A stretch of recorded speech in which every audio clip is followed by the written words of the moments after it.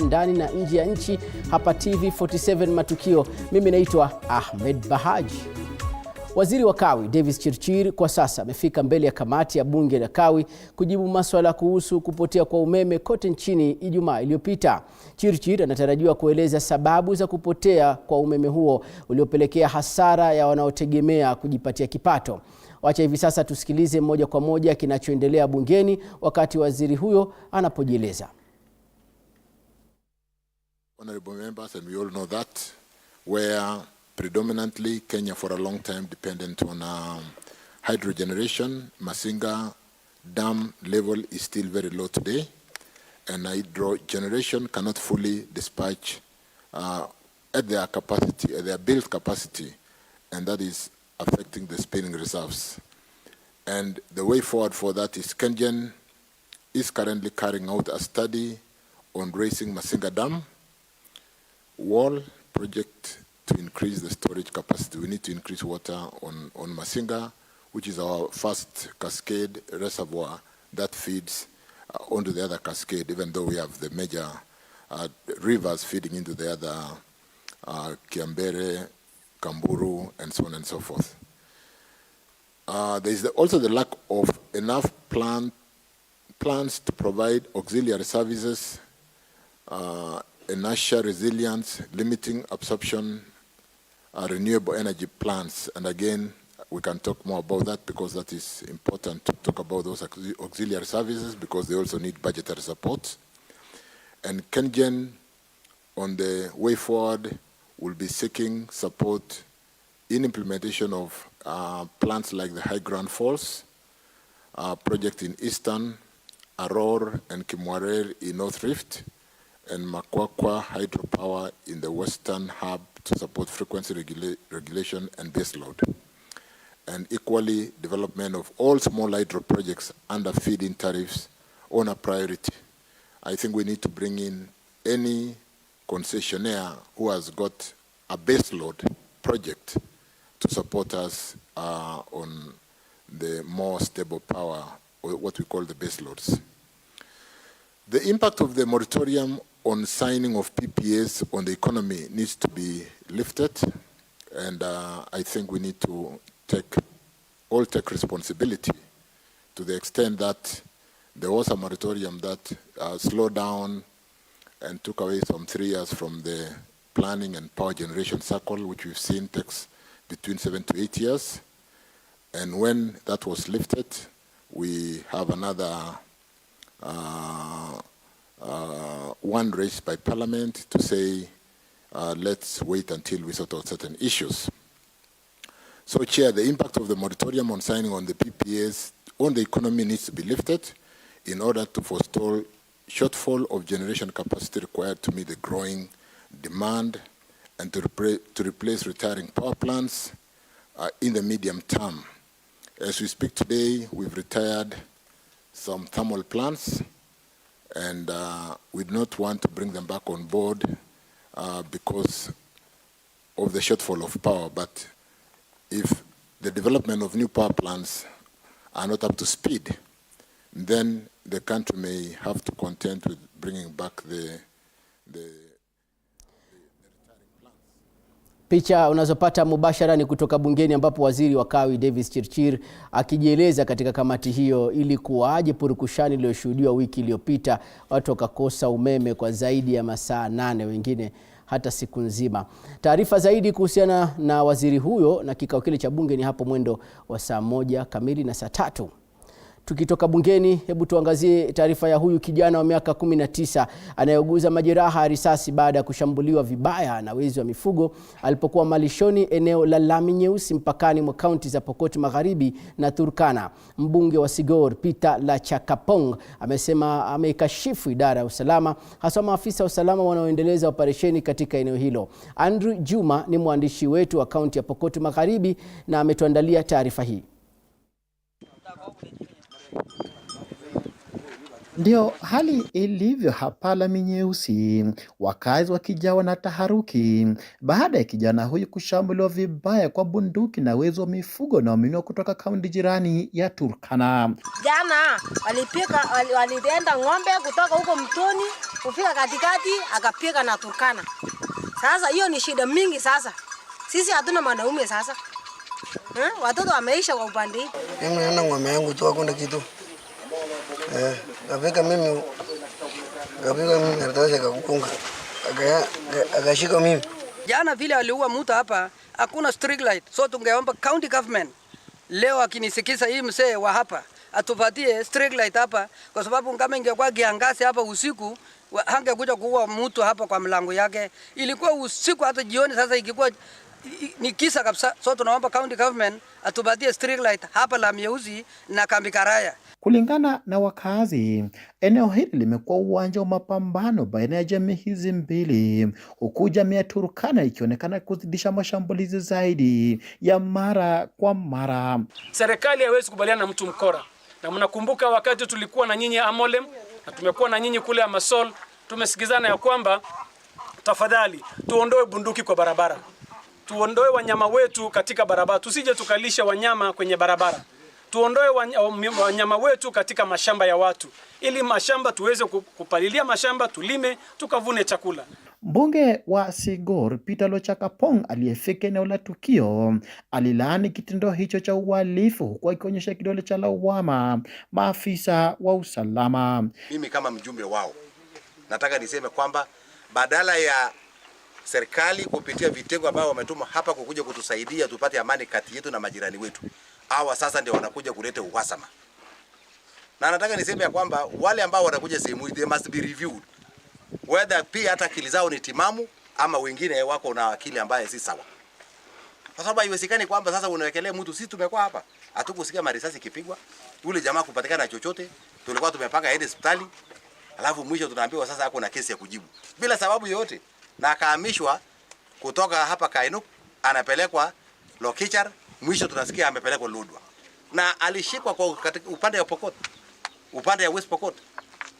Kama ingewezekana ingetakana apelekwe kituo ya Marich, kwa sababu serikali ni moja. Kama kuna makosa apelekwe record statement Marich, apelekwe Kapenguria kuna kutini pale, ama hata hivyo apelekwe Kitale. Kijana huyu anaendelea kupokea matibabu katika hospitali ya rufaa ya Kapenguria, huku maafisa wa usalama wakiendelea na uchunguzi. Misururu ya mashambulizi yanayozidi kushuhudiwa katika eneo hili la Lami Nyeusi inazidi kuzua hofu miongoni mwa wakazi, huku sasa viongozi wa eneo hili akiwemo mbunge wa Sigor Peter Lochakapong wakiingilia kati, wakiitaka serikali ya kitaifa kupitia Wizara ya Usalama wa Ndani kuingilia kati na kuleta usalama eneo hili. Andrew Juma, TV47, kaunti ya Pokot Magharibi. Tukiachana na hayo ya ujangili, kuna mengine ya ufisadi, ambapo waziri wa usalama Kithure Kindiki amefanya tena ukaguzi katika idara ya uhamiaji asubuhi ya leo, akitoa onyo kali kwa wale wanaolegeza kazini na ambao pia wanadaiwa kuchukua hongo kutoka kwa Wakenya wa kawaida. Kindiki amesema kwamba wizara yake ipo ngangari kukabiliana na watu wanaoendesha ufisadi katika maeneo tofauti nchini Kenya. Aidha, ameeleza kwamba ziara hii itaendelezwa katika wizara zingine za uhamiaji katika maeneo tofauti nchini, lengo likiwa ni kukabiliana na ufisadi na kuhakikisha kwamba Mkenya wa kawaida anapata huduma bora katika wizara serikali bila hongo. Hakuna mtu atachukua hongo hapa tena. It is over.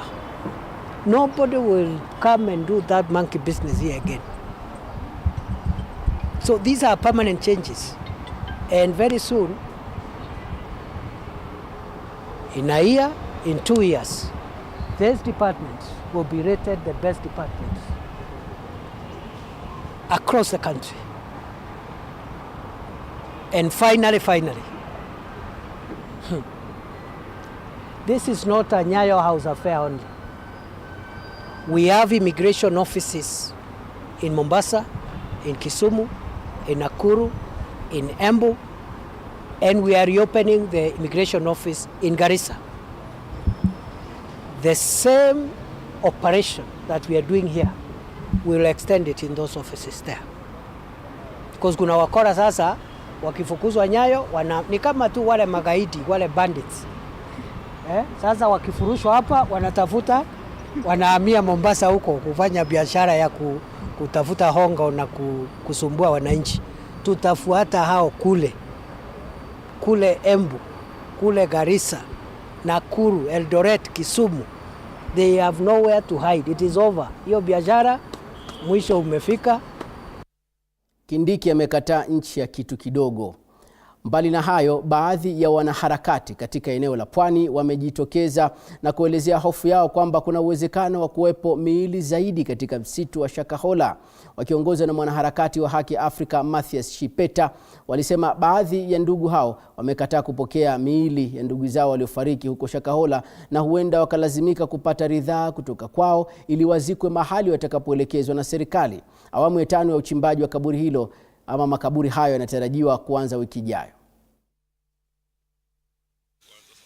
Kwa majina naitwa Mathias Shipeta kutoka shirika la Haki Afrika, na leo tukiwa pamoja na DCI na Red Cross tumekuwa hapo Malindi Mortuary na tumeweza kufanya postmortem ya mwili mmoja ambao ulipatikana katika ile hali ya kutafuta watu wa mamili katika sehemu ile ya Shakahola. Fresh revelations zinaonyesha ya kwamba we might have more bodies. We might get more bodies in Shakahola. Kulingana na ile tu pite tu zile za pale ndani, tukaweza kupata shallow grave ambayo ndio huo mwili mmoja ambao tumefanyia postmortem leo, na kulingana na vile statistics zinaenda, so far ni 429 bodies ambazo zimefanyiwa postmortem, with many other more bodies expected to be found in Shakahola. It is shocking, na bado ni jambo ambalo linatushtua sisi kama nchi, kwa sababu hatujui process hii itaisha mwezi gani. Sasa tumefika mwezi wa Septemba, huenda tukaenda mpaka mwezi wa Disemba tukiendelea kutafuta mili, na huenda pia tukawacha mili mingine ambayo mashaka Shakahola hayo. Naibu Rais Rigathi Gachagua amethibitisha kujitolea kwa Kenya katika kudumisha uhusiano mzuri baina ya Kenya na washirika wake. Rigathi akitaja kuwa Kenya ina uwezo wa kuwa kivutio cha wawekezaji na kusisitiza juu ya kujitolea kuunda mazingira mazuri ya biashara kwa wawekezaji. Naibu Rais aidha alikuwa akizungumza katika hafla ya kutunuku almaarufu African Tech Challenge na alipongeza mpango huo akisema unaweka mikazo mikubwa ama msisitizo juu ya uwezo wa kidijitali unaoendeshwa na vijana na kusaidia tasnia ya kizazi kipya ambayo huongeza uvumbuzi katika akili ya bandia. Maroboti pia na teknolojia zingine zimetajwa ili tuongeze tija na ushindani wetu. I want to invite investors from China and across the world to come to this beautiful country that is secure, that has a friendly environment, to come and invest here. This is a peaceful country that is anchored on democracy, the rule of law, and very sound systems to make sure that all businesses here are secure. The opportunity and platform to develop and showcase technical skills together with the outputs of our national technical and vocational education and training ecosystem is a golden chance to reaffirm the promise of national socio-economic transformation. For our youth, this event has also been our window of tremendous good fortune to welcome and interact with their peers from various African countries, including Egypt, Uganda, Zimbabwe, Zambia, Tanzania, Ghana, and to compete in both the African Technical Challenge as well as the World Skills National Competition. Taasisi ya utafiti wa matibabu nchini KEMRI ilitia saini mkataba wa maelewano na taasisi ya kibayoteknolojia ya Kenya Biovax ili kushirikiana katika mchakato wa utengenezaji wa chanjo ya kuboresha sekta ya afya nchini. Mkataba huo uliotiwa saini katika afisi za KEMRI kaunti ya Kilifi utakuza ushirikiano baina ya KEMRI na Biovax katika uzalishaji wa chanjo za binadamu na bidhaa nyingine za afya nchini. Katika mkutano na waandishi wa habari, kaimu mkurugenzi mkuu mtendaji wa KEMRI Elijah Songok alifichua kuwa utafiti wa taasisi hiyo umetumiwa na mataifa mengine kutengeneza bidhaa muhimu. Hivyo ushirikiano huo ni hatua muhimu ya kuonyesha uwezo wa nchi ya Kenya wa kufanya utafiti na kuzalisha bidhaa za kibayoteknolojia ambazo zina uwezo wa kukabiliana ama kutumika kimataifa. We have been discovering vaccines. We have been discovering drugs. We have been discovering diagnostics. Now, some of these have been made by companies outside Kenya, abroad. And now This is a very momentous occasion that the things that we are discovering can be made local here by our own, which is Kenya farmers. So it's a momentous occasion. And to follow up on the issue of local manufacturing, which is the key manifesto of the Kenya government currently, that we are going now to work with Biovacs and all our discoveries from our laboratories, from clinical trials, in terms of vaccines, is going to go to our partner that we have formed, so they can be able to roll out not only in Kenya, but all over the world. We know that the current administration has a strong emphasis on promoting local manufacturing. Now, our effort is specialized local manufacturing. We want Kenya to be a biotechnology hub when it comes to these innovations. And secondly, we learned a lot from the pandemic. We struggled in terms of the high cost of health commodities during the pandemic, the COVID-19 pandemic. Kenya as a country struggled to secure vaccines for our people. So this is a huge opportunity for us to be able to develop self-sufficiency in terms of vaccines for our people. Unaendelea kutazama taarifa za TV47 Matukio. Leo ni siku ya Ijumaa. Hivi sasa basi tunaambiwa waziri wa michezo hapa nchini Kenya, Babu Namwamba, ameendeleza ile miradi yake ya kukuza vipaji na kuimarisha sekta mbalimbali hapa nchini. Leo basi yupo mubashara, picha zitakazokuja hivi sasa. Babu Namwamba anazindua ule mradi wa Talanta Plaza hapa jijini Nairobi. Pamoja na Rais William Ruto, ndio kiongozi mkuu, anaongoza ufunguzi rasmi wa jumba la Talanta Plaza, ikiwa ni moja njia za kupiga jeki shughuli za michezo huku nchini na kuibua vipaji. Tuvuke moja kwa moja upande huo, tusikilize kile kinachoendelea mubashara. The incentives and the interventions that we are provided in our Finance Act that now we are implementing. There is a whole space around leather and the leather industry, and making sure that we use the resources that are available to us. Kenya being the country that has the third largest herd of livestock, that leather becomes part and parcel of our exports in finished product form. And our young people are invited to opportunities in that space, and I hope the ministry will work with the other departments of government to make sure that these opportunities are not lost. Further, we will mainstream the creative economy into Brand Kenya and our commercial diplomacy, including appointing accomplished Kenyan artists and creative sector personalities as cultural ambassadors.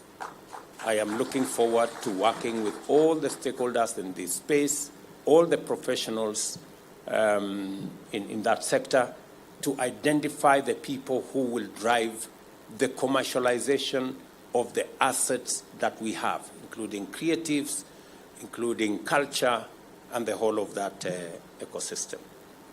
I also believe that our tourism product need to be enriched much more by our cultural heritage. And I have told the peers responsible for that space to work with all the other stakeholders so that culture, especially the fact that Kenya is the home of humanity, becomes part and parcel of what we showcase as a country. To promote the concept of innovation and startups, the Presidential Innovative Challenge is scheduled to kick off this month and will culminate in the Commonwealth Innovation Week.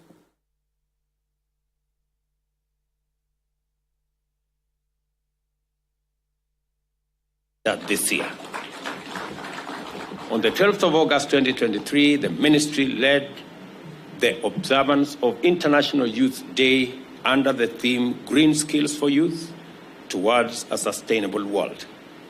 I applaud the focus on sustainability and encourage the ministry to bring more young people into climate action and environmental protection.